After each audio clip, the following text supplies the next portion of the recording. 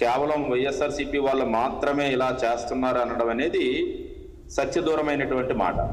కారణం ఏంటంటే, మనం ఏదైనా మాట్లాడేటప్పుడు ఒక పబ్లిక్ డొమైన్లో ఉండేటప్పుడు శాసన మండలి అండ్ శాసన సభ కంటే అత్యంత విలువైనటువంటి చట్టబద్ధమైనటువంటి ప్రదేశాలు అంటూ ఏమి ఉండవు.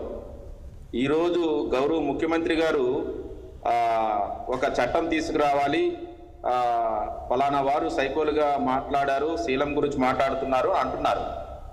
సో సూటిగా ఒక పబ్లిక్లో ఉన్నటువంటి ఒక పౌరుడిగా నేను ఒక ప్రశ్న వేస్తున్నాను. నిజంగా ఈయనకున్నటువంటి అనుభవం ఎన్నాళ్ళు ఎప్పుడూ కూడా అసలు సోషల్ మీడియా అనేది గుర్తు రాలేదా? నా మొట్టమొదటి ప్రశ్న. లేదంటే ఇప్పుడే ఎందుకు గుర్తొచ్చింది? ఇది నా రెండవ ప్రశ్న. మూడవ ప్రశ్న ఏంటంటే, మనం ఇప్పుడు కూడా ఎదుటి వ్యక్తి గురించి మనం మాట్లాడేటప్పుడు మన గురించి మనం మననం చేసుకోవాలి. మన పార్టీలో మనం ఎంత శీలవంతంగా ఉన్నాము, మనం వాడే భాష ఎలా ఉంది, పబ్లిక్ లైఫ్లో ఉండేటప్పుడు మనం చట్టాలు చేసినటువంటి శాసన సభ్యులుగా, ఒక ముఖ్యమంత్రిగా, లేదంటే ఒక లీడర్ ఆఫ్ ది అపోజిషన్ లీడర్గా, లేదంటే ఒక పార్లమెంటరీ వ్యవస్థలో ఉన్నటువంటి వ్యక్తిగా ఏం భాష మాట్లాడుతున్నాం అనేది ముందు మనం మననం చేసుకొని అప్పుడు మనం ఎదుటి వాళ్ళకి విమర్శిస్తే బాగుంటుంది తప్ప వారు ఏమి మాట్లాడినా తెలుగుదేశంలో ఉన్నటువంటి లేదంటే కూటమి ప్రభుత్వంలో ఉన్నటువంటి వ్యక్తులు కొంతమంది వారు ఏమి మాట్లాడినా అది చాలా సత్యమైన మాటగాను, చాలా శీలవంతమైనటువంటి మాటగాను భావిస్తూ కేవలం వైఎస్ఆర్సీపీ పార్టీ మీద బురద జల్లే కార్యక్రమాన్ని, వైఎస్ఆర్సీపీ పార్టీకి ఉన్నటువంటి 40% ఓట్ బ్యాంక్ ఉన్నటువంటి సానుభూతి పరులు, అభిమానులు, కార్యకర్తలు వారి యొక్క మనోభావాలని దెబ్బతీయడానికి ఈరోజు ప్రత్యేకించి ఈరోజు ఒక చట్టం తీసుకురావాలని అంటున్నారు. మరి నేను డైరెక్ట్గా పేరెత్తే చెప్తున్నాను, ఆంధ్రప్రదేశ్ ముఖ్యమంత్రిగా మీరుండేటప్పుడు చంద్రబాబు నాయుడు గారు సమక్షంలో శాసనసభ్యుడిగా బోండా ఉమా గారు ఆయన ఒక శాసన సభ్యుడిగా ఉండేటప్పుడు ఆయన మాట్లాడే భాష చాలా అన్పార్లమెంటరీగా, అంటే నేను కూడా ఇప్పుడు చెప్పలేని స్థితిలో ఉంది.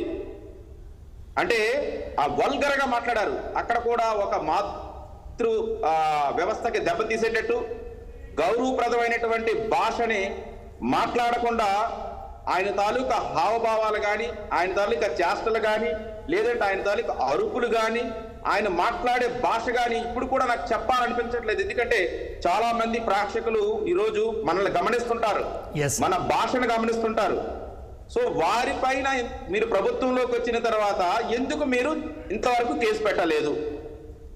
ఇది నా సూటి ప్రశ్న.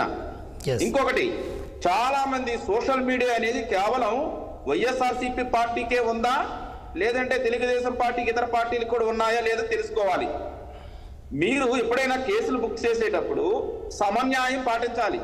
ఏంటా సమన్యాయం అంటే, అది వైసీపీ వాళ్ళైనా, టీడీపీ వాళ్ళైనా, జనసేన వాళ్ళైనా, ఏ ఒక్కరైనా సరే అన్పార్లమెంటరీగా పబ్లిక్ డొమైన్ లో మాట్లాడేటప్పుడు ఖచ్చితంగా అందరిపైన కేసులు పెట్టాలి. కానీ కేవలం వైఎస్ఆర్సీపీ కార్యకర్తల్ని, వైఎస్ఆర్సీపీ సోషల్ మీడియాలో ఉన్నటువంటి అభిమానులు మాత్రమే మీరు కేసులు పెట్టి ఈరోజు ప్రత్యేకించి చట్టం తీసుకురావాలనుకుంటున్నారంటే ఇది ఖచ్చితంగా నీతివంతమైనటువంటి మాట కాదని మేమైతే చెప్తున్నాం. ఈరోజు చంద్రబాబు నాయుడు గారు ఏదైతే మాట్లాడుతున్నారో అది కేవలం వైఎస్ఆర్సీపీకే వర్తించదు, తెలుగుదేశం పార్టీకి వర్తిస్తుంది, అలానే ఇతర పార్టీలకు కూడా వర్తిస్తుంది.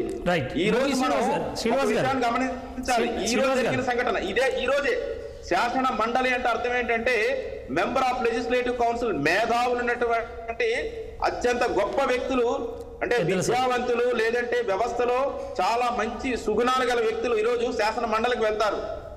ఒక వ్యక్తి ఈరోజు వైఎస్ఆర్సీపీ పార్టీ నుండి ఒక మహిళ, ఎమ్మెల్సీగా ఉన్నటువంటి మహిళ తన అభిప్రాయాన్ని తెలియపరుస్తుంటే సుమారు ఒక 10 నుంచి 15 మంది అక్కడ ఉన్నటువంటి స్పీకర్ గారు కనీసం లెక్క చేయకుండా అరుపులు అరుస్తూ, కేకలు చేస్తూ, అంటే సమాధానం చెప్పడానికి ప్రతి ఒక్కరికి ఒక అవకాశం ఇస్తారు, మధ్యలో చొరబడి ఆపి 10 మంది ఒకే వ్యక్తి మీద దాడి చేయడం అనేది ఇది ఎంతవరకు కరెక్ట్?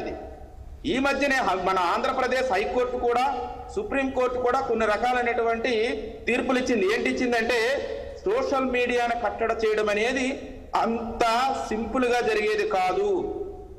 ఇప్పుడు మన టెక్నికల్ అడ్వైజర్ మనకి చెప్పినట్టు చాలా సున్నితమైన అంశాలు చాలా జాగ్రత్తగా పరిశీలించి ఎక్కడైతే జరిగిందో ఎవరి వల్ల అయితే జరిగిందో వారి ఖచ్చితంగా పనిష్మెంట్ ఇవ్వాలి, కేసులు పెట్టాలి. కానీ మీరు ప్రభుత్వంలో ఇది మొదటిసారి వచ్చినట్టు, ఇప్పుడే సోషల్ మీడియా మొదలైనట్టు, మీరేది మాట్లాడలేనట్టు, అసలు మీకు సోషల్ మీడియాలో కార్యకర్త అందరూ కూడా తెల్లవారు లెగిస్తే ఏదో భాగవతము రామాయణం చెప్తున్నట్టు మీరు అనేది ఇది చాలా సత్యదూరమైన మాట.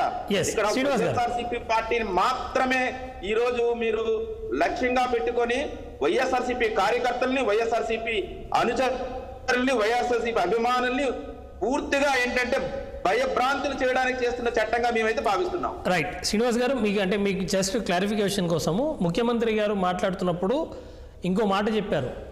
ఎన్డీఏ పక్షాలు కూడా ఎవరిని అవమానపరిచే విధంగా పోస్టులు పెట్టొద్దు, ఎవరైనా పెడితే ఇప్పుడు వైసీపీ వారి మీద ఎటువంటి చర్యలు తీసుకుంటున్నామో ఖచ్చితంగా వారి మీద తీసుకుంటామని ఇప్పుడు మీకు ప్లే చేసిన బయటలో కూడా ఉంది. మీరు అది ఫాలో అయినట్లు. సార్ మీరు ఇప్పుడు మనం గౌరవ ముఖ్యమంత్రి గారు ఏదైతే పారో ఆ చెప్పినది కేవలము ఈ రోజు నుంచి వర్తిస్తుందా? నిజంగా ఈ రోజు నుంచే వర్తిస్తే గతంలో మాట్లాడినటువంటి మాటలకి ఇప్పుడు కేసులు పెట్టడం ఏంటి? నేనేమంటానంటే మీరు ప్రభుత్వంలో ఉండొచ్చు లేకపోవచ్చు, ఈ రోజు వైఎస్ఆర్సీపీ ప్రభుత్వంలో ఉండొచ్చు లేకపోవచ్చు, ప్రభుత్వాలు ఏదైనప్పటికీ కూడా వ్యవస్థలు అనేవి ఎప్పుడు కూడా పర్మనెంట్ గా ఉంటాయి.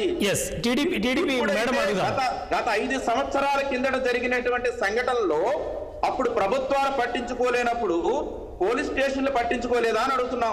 కేసులు లేవు. అన్నిటికంటే చాలా విలువైనది ఏంటంటే ఈ రోజు చట్టబద్ధమైనటువంటి ఆంధ్రప్రదేశ్ హైకోర్టు, సుప్రీంకోర్టు ఈ రోజు చాలా పకడ్బందీగా, చాలా నీతి నిజాయితీగా పనిచేయడం వలన ఈ రోజు ఈ పొలిటికల్ వ్యవస్థలన్నీ కరెక్ట్ గా ఉన్నాయి. కానీ లేదంటే ఈ రోజు ఈ పొలిటికల్ వ్యవస్థలు ఎప్పుడో కూడా మనల్ని కించపరిచే విధంగా ప్రజల్ని ఇబ్బంది పెట్టేవారు. నిజంగా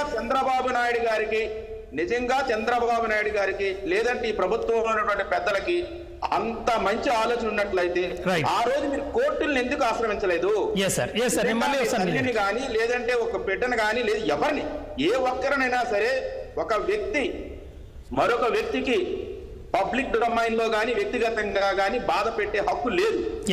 లేదు అలా జరిగినప్పుడు కొన్ని సంవత్సరాల తర్వాత జరిగినవి, ఎప్పుడో జరిగినవి, ఎక్కడో జరిగినవి, వేరే రాష్ట్రాల్లో జరిగినవి, సంబంధం లేని వ్యక్తులతో జరిగినవి, అవన్నీ తీసుకొని వచ్చి కేవలం వైఎస్ఆర్సీపీ కార్యకర్తలు మాత్రమే ఒక సైకోలు గాను, శీలం లేని వాళ్ళు గాను, చట్టాలను ఉల్లంఘించే వాళ్ళు గాను మీరు చూపించడం అనేది ఇది చాలా ఖండిస్తున్నాం. చట్టం పద్ధతి కాదు.